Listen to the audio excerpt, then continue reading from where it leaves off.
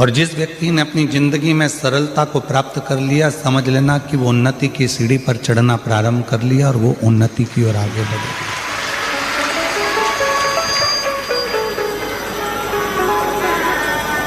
देवताओं को केवल देव कहते हैं, पर मेरे ओगड़दानी को तो देवों के भी देव महादेव कहते हैं। ये केवल महादेव संबोधन कोई छोटा मोटा संबोधन नहीं है कि जिसमें हमने भगवान को महादेव कह दिया। महादेव संबोधन वो संबोधन है कि सारे देवताओं के भी हृदय में जो निवास करते हैं। कोई भगवान विष्णु से जाकर पूछे कि आप किसकी आराधना करते हो, तो भगवान नारायण कहेंगे मैं शिव की आराधना करता हूँ। कोई भगवान राम जी से जाकर पूछे कि आप किसकी आराधना करते हैं, तो भगवान राम कहेंगे मैं शिव की आराधना करता हूँ। कोई भगवान कृष्ण से जाकर पूछे कि आप किसकी आराधना करते हो, तो भगवान कृष्ण कहेंगे मैं शिव की आराधना करता हूँ। कोई आद्य शक्ति माँ दुर्गा भवानी जगत जननी अम्बा से जाकर पूछे, जगदम्बा से जाकर पूछे कि आप किसकी आराधना करते हो, तो कहेंगे मैं शिव की आराधना करता हूँ। कोई परम शक्ति, कोई पितृ, कोई कुलदेव, कोई ग्राम देव, कोई स्थान देव से जाकर पूछे आप किसकी आराधना करते हो, तो सारे देवता कहेंगे हम शिव की आराधना करते हैं।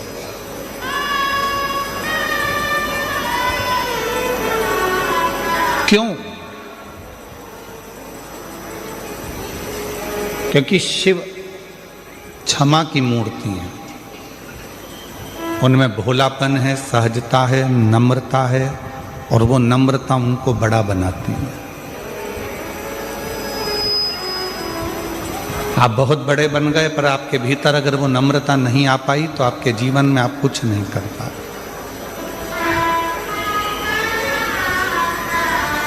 आपकी जिंदगी में नम्रता, सहजता, सरलता ही आपके जीवन को सफलता देती है। और देख लिया संसार हमने, देख लिया सब मतलब के यार हमने, देख लिया झूठे नाते झूठे रिश्ते, झूठे नाते झूठे रिश्ते, अरे झूठा है संसार हमने देख लिया सब मतलब के यार हमने देख लिया, देख लिया संसार हमने देख लिया। वो एक भीतर से जिसके नम्रता है, भीतर से जिसकी सरलता है, भीतर से जिसकी सहजता है, वही शिव का एक प्रतिबिंब स्वरूप है। वही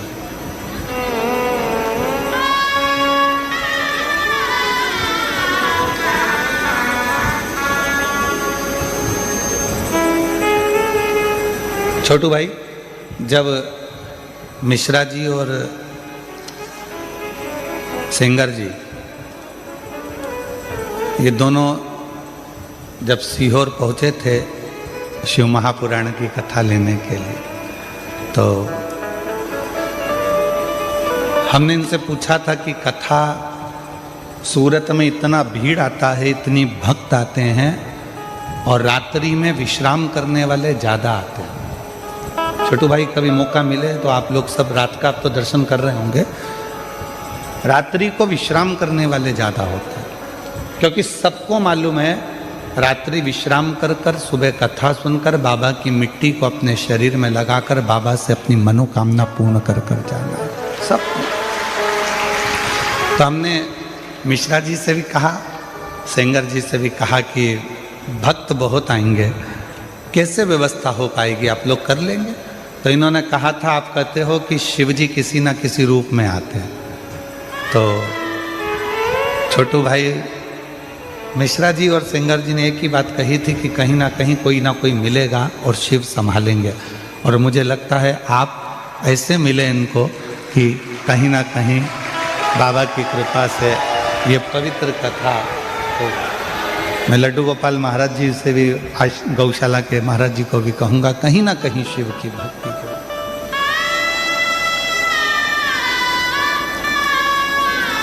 और कल की सूचना मिली हमको, इतना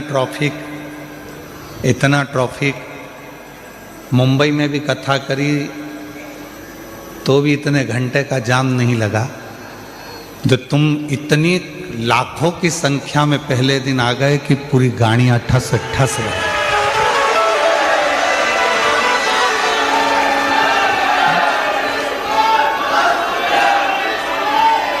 पूरी गाड़ियां ठस ठस भर आ गई।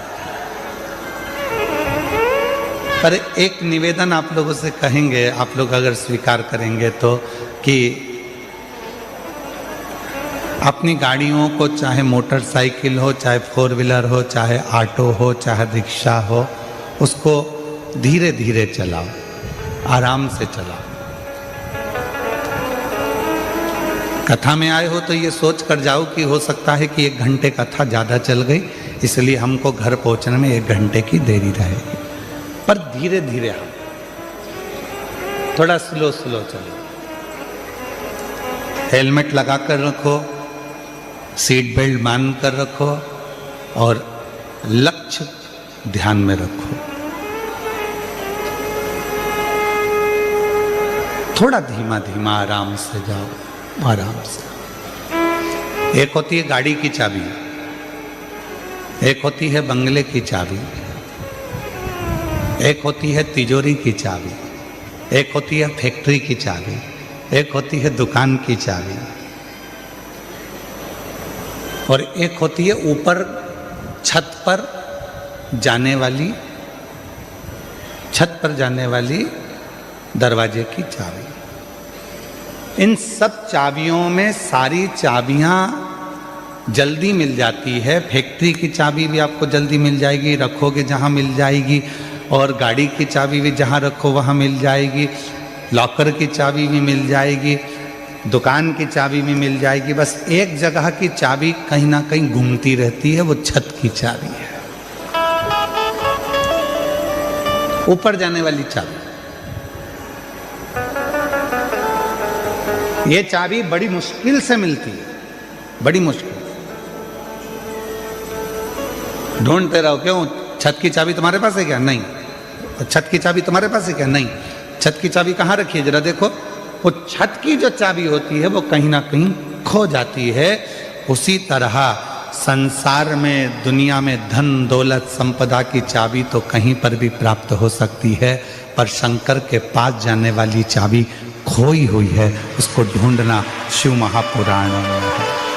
उसको खोजने के लिए हम भगवान शंकर की अविरल कथा में आए। हम भगवान शिव की पवित्र कथा में उस चाबी को खोजने के लिए आए। उस चाबी,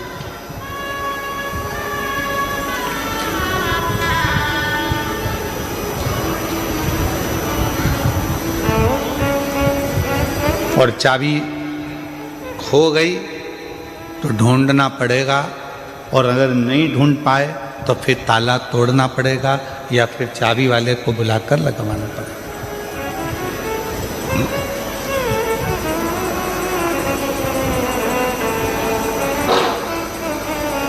दुनिया के लोग कहते हैं कि शिव मिलेगा कैसे,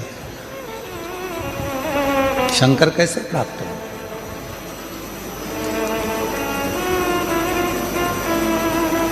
शिव को प्राप्त करना कोई कठिन विषय नहीं है।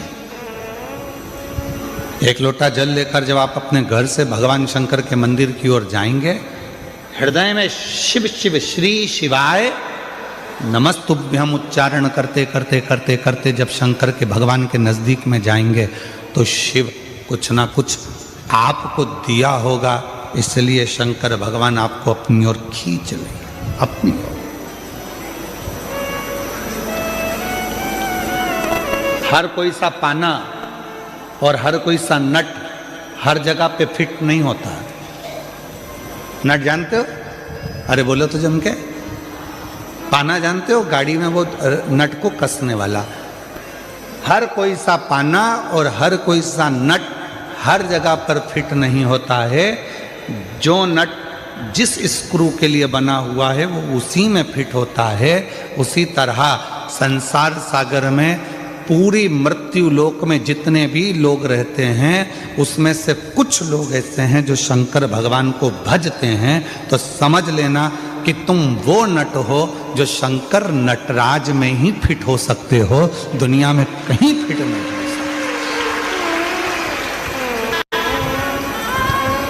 किसी की सामर्थ्यता नहीं कि आपको वो फिट कर दे।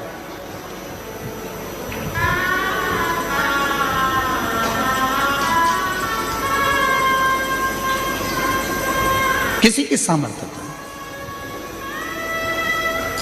एक बड़ा सुंदर प्रसंग आता है भगवान शंकर की परम भगत हनुमान जी महाराज की माता मां अंजना जी। शिव जी की परम भगत थी माता अंजना। संतान का सुख नहीं था माता अंजना के, संतान प्राप्ति नहीं थी माता अंजना के। जब माता अंजना के यहाँ पर औलाद नहीं थी, संतान नहीं थी, तो बड़ी हताश रहती थी। राजा केसरी ने यज्ञ करवाया तो भी माता अंजना के घर में संतान नहीं हुई। बड़े बड़े अनुष्ठान करवाए राजा केसरी ने, फिर भी माता अंजना के गर्भ से औलाद नहीं हुई।